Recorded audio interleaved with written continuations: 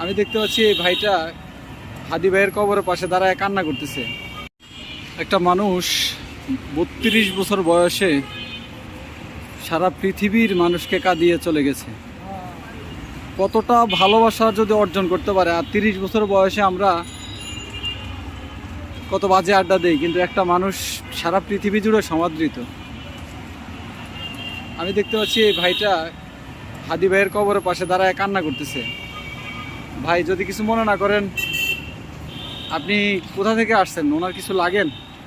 সে তো আমাদের ভাই আসলে।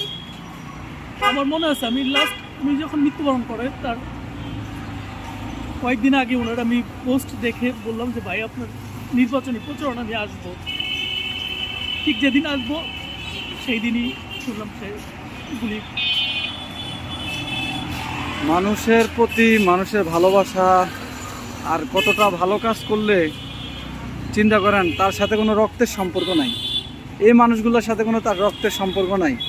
তিনি বলেছিলেন, আমাকে যদি 500টা ভোটও আমি পাই, এটাই আমার জন্য অনেক। এই দেশে সূর্য সন্তানরা যুগে যুগে আসে, আবার চলেও যায়, কিন্তু হাদিরা চির অমর।